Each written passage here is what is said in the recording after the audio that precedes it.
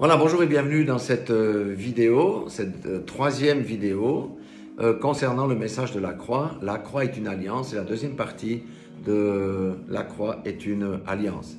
Dans la première partie, nous avons vu l'offre qui est faite à l'homme, l'offre de Dieu qui est faite à l'homme au travers du sacrifice de Jésus-Christ pour qu'il ait la vie éternelle et qu'il n'aille pas à la perdition dans le lac de feu et de toutes ces choses. Nous avons vu aussi que le salut a un but, c'est qu'on puisse faire la volonté de Dieu, qu'on a une communion renouvelée avec eux et que nous puissions marcher à son service. Bien entendu, par la chair, ces choses ne sont pas possibles, mais comme Dieu nous a donné un nouvel esprit, nous sommes une nouvelle création, c'est avec joie que nous pouvons entrer dans ces choses profondes, mais que nous avons perdu de vue au fil de ces dernières années. Alléluia. Aujourd'hui, maintenant, j'aimerais aller un peu plus en détail avec les tenants et les aboutissants de cette alliance conclue dans le précieux sang de Jésus-Christ de Nazareth. Jésus a versé son sang. Il était le sacrifice parfait. Il n'avait pas besoin de tuer des bœufs ou des agneaux ou je ne sais pas quoi. Jésus était le sacrifice parfait de cette nouvelle alliance dans laquelle entrent tous ceux qui acceptent Jésus comme sauveur et comme Seigneur de leur vie. Ça veut dire qu'ils marchent dans les commandements de Jésus, qui marchent selon les préceptes que Jésus nous a ordonnés. Ça veut dire, aime ton Dieu de toute ta force, de toute ta pensée, et aime ton prochain comme toi-même. Et tout ça, ça doit se traduire dans des actes concrets. Amen. Alors, lors d'une alliance, on a vu, dans les alliances anciennes, il y avait les échanges. Alors, qu'est-ce qu'on a comme échange qui se passe à la croix de Golgotha? Elles ne sont pas forcément dans l'ordre, hein. Mais tout d'abord, Jésus a pris nos robes, parce qu'à l'époque on échangeait les robes, nos robes souillées par le péché et nous donne des robes pures, sans tache. Pourquoi? Parce qu'il a fait l'expiation de nos péchés passés. Il les a purifiés et son sang, par son sang, et son sang accomplit encore la même œuvre aujourd'hui pour ceux qui marchent dans la repentance et la sanctification. Alléluia. Parce qu'on sait que dans ce corps de chair, il est inévitable que nous péchions, mais la Bible nous dit de ne pas pratiquer le péché. S'il nous arrive de tomber, le sang précieux qui a été versé il y a plus de 2000 ans à Golgotha parle encore en notre faveur et nettoie notre robe. Alléluia. Deuxième des choses, Jésus a pris sur lui notre vieille nature pour nous donner sa nouvelle nature, sa nature à lui. Ça veut dire, qu'est-ce qu'il y a dans sa nature? Je donnerai quelques exemples. Il y a le caractère de l'agneau, il y a l'esprit du service, il y a l'amour du prochain. Il y a toutes ces choses-là qui font partie de sa nouvelle nature, de notre nouvelle nature. Et vous savez, le caractère de l'agneau va s'affiner au fur et à mesure de notre marche vers la maturité du disciple. Parce que quand on est de nouveau, c'est une nouvelle naissance, eh bien, on est des bébés, on doit apprendre à marcher. On passe par le stade de l'enfance, de l'adolescence, pour arriver au stade adulte, et enfin, on est à la maturité. Et nous marchons vers la maturité de progrès en progrès. Notre caractère n'est pas changé du premier coup, mais le Seigneur va l'affiner au fur et à mesure de notre marche, et pour arriver à la maturité du disciple, où finalement nous serons comme l'eau qui glisse sur les plumes du canard lorsqu'on nous insulte, lorsqu'on nous pique, etc. Nous aurons la réponse appropriée, des réponses d'amour. Alléluia. Ça nous semble fou de penser que ça c'est possible. Eh bien oui, c'est possible. Dieu nous transforme notre caractère par le Saint-Esprit. Alléluia. Jésus,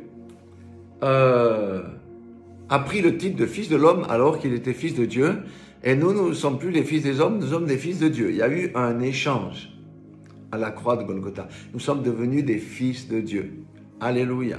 Et lui, il est devenu le fils de l'homme. Ça veut dire qu'il a marché dans un corps avec les mêmes contraintes que nous avons, des contraintes physiques, des contraintes naturelles, les mêmes tentations. Et comme il a vaincu la tentation, il nous a transféré le titre de fils de Dieu, parce que nous serons vainqueurs aussi de la tentation. Nous sommes vainqueurs du péché. Alléluia. Quatrième point, Jésus a pris sur lui, nos malédictions. Parce que tant que nous n'étions pas sauvés, nous vivions sous la malédiction pour nous donner les bénédictions. Ça veut dire un accès à plus de 1200 promesses dans la Bible que nous pouvons nous emparer, parce que la Bible dit que ce sont les violents qui s'emparent des promesses, qui s'emparent du royaume de Dieu. Alléluia. Cinquième point, Jésus il a pris sur nous nos maladies. C'est vrai qu'on peut assister, la guérison divine existe toujours, hein. Moi j'en ai vécu, j'en ai visualisé, j'en ai vu, pas entendu parler, j'en ai vu. Même un ressuscité, quelqu'un qui était mort et qui est ressuscité. Il y a eu des choses incroyables que Dieu a faites. Eh bien, Jésus a pris sur lui nos maladies pour nous donner la guérison. Il a pris sur lui nos angoisses. Parce que regardez aujourd'hui le monde, comment il est dans l'angoisse, ceux qui ne connaissent pas Dieu. Pour nous donner la paix, la paix. Donc, il a pris nos angoisses pour nous donner la paix, ôter la peur. Alléluia. Il a pris sur lui notre tristesse pour donner la joie. Quelqu'un qui a véritablement Christ en lui est rayonnant de joie, quelles que soient les circonstances. Amen. Alléluia. Jésus a pris nos armes charnelles, parce que nous, on combat avec nos armes charnelles. En Europe, ben oui, on peut combattre avec les poings, mais surtout avec la bouche qu'on combat. Alléluia. Ou avec des avocats, ou toutes ces choses. Mais lui nous donne des armes spirituelles pour combattre. Alléluia. Et un chrétien qui ne connaît pas les armes spirituelles qu'il a à sa disposition et qui ne sait pas combattre est déjà un chrétien qui a perdu sur le champ de bataille parce que nous sommes en guerre. Allez, ça c'est pas le président français qui dit, c'est la Bible qui dit, nous sommes en guerre contre les ténèbres. Alléluia. Et un chrétien qui n'a pas de combat, ben, il doit se poser la question.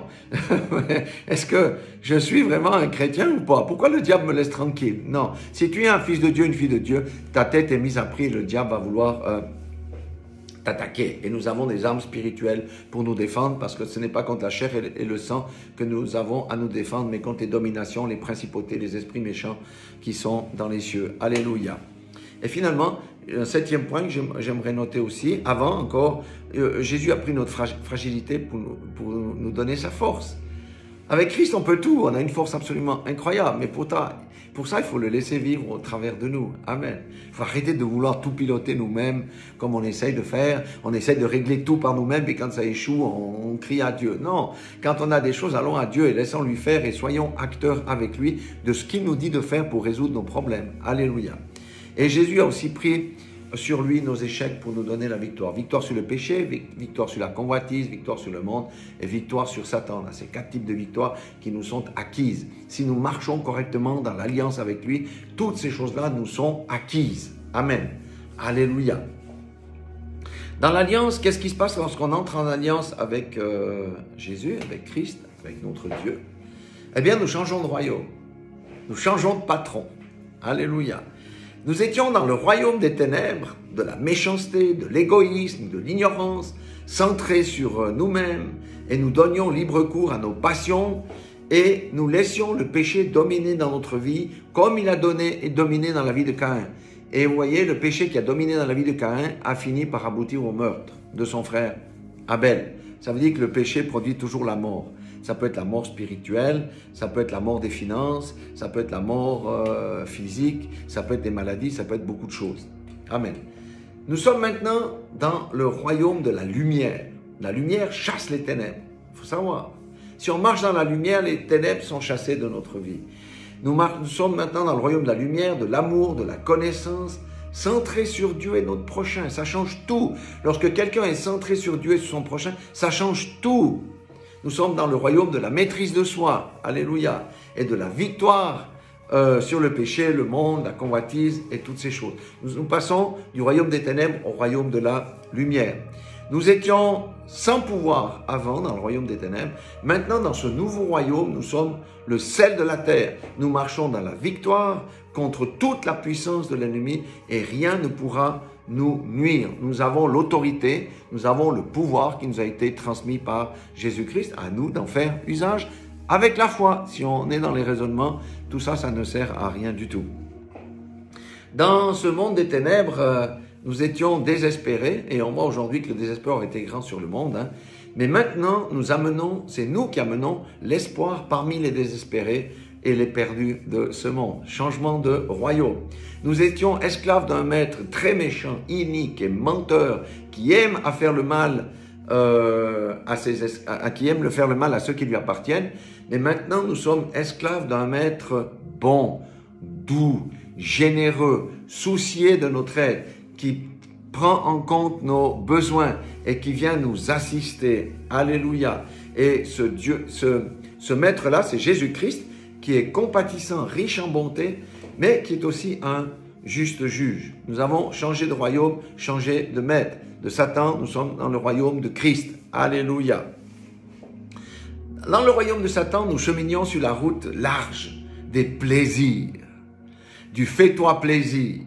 Si tu veux voler, il n'y a rien de mal à ça. Si tu veux frauder, il n'y a rien de mal à ça. Tout compte pour arriver à ton but. C'était la route de l'égoïsme où on marche sur les autres pour arriver dans les promotions de toutes ces choses-là, où on succombe aussi à la fraude et à la compromission. Mais dans ce nouveau royaume, nous cheminons sur le chemin étroit qui mène à la vie éternelle. Alléluia.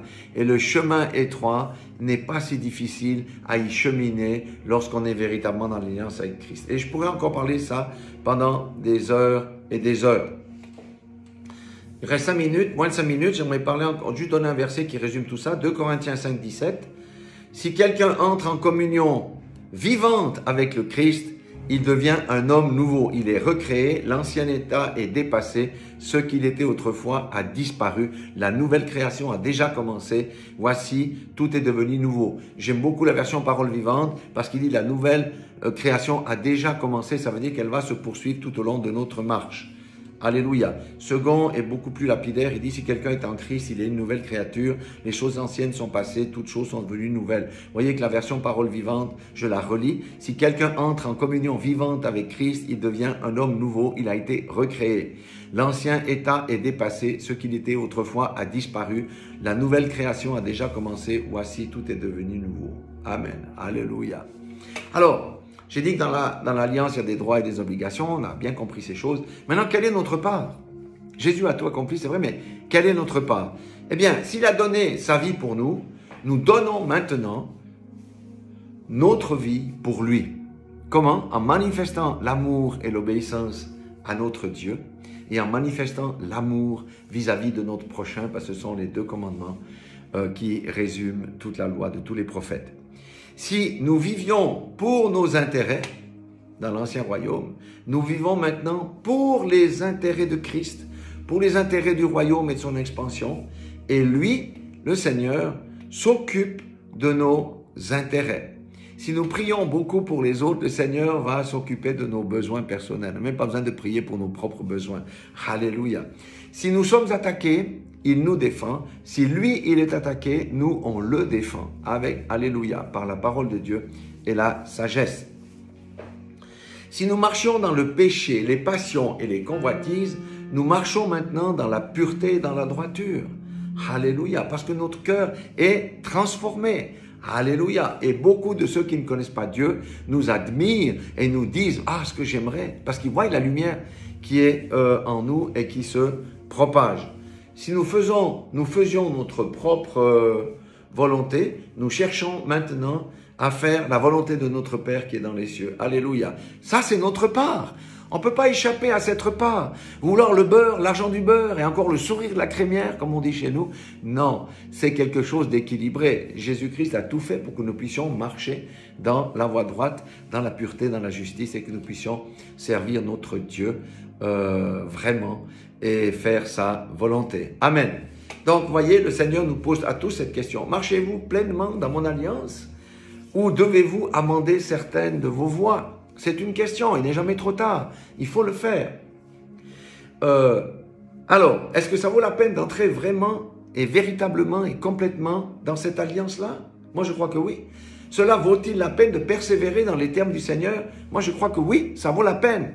Si quelqu'un ne peut pas répondre sans hésitation, oui, à la sollicitation du Seigneur, alors il n'est pas vraiment dans cette alliance. Il a cru à un faux Jésus, à un faux évangile, et il vit dans l'illusion d'un salut qui se manifestera au temps convenable. Parce que vous savez, le salut, on l'a potentiellement, mais il n'est pas encore manifesté. 1 Pierre 1,5 dit « À vous qui, par la puissance de Dieu, êtes gardés par la foi pour le salut prêt à être révélé dans les derniers temps. » Alléluia. Donc voilà ce que je voulais parler de l'alliance. Nous devons vraiment revenir à la base, revenir aux principes bibliques et marcher selon les termes de notre Seigneur Jésus-Christ, c'est-à-dire faire sa volonté, la volonté de notre Dieu, le servir, pratiquer les bonnes œuvres que lui a préparées d'avance pour nous, marcher dans la pureté de notre cœur, de nos cœurs et dans la droiture par des actes sans reproche. Alléluia. Et le Saint-Esprit va nous aider parce qu'il fait partie intégrante de l'Alliance. Voilà. Soyez tous bénis dans le nom puissant de Jésus-Christ de Nazareth.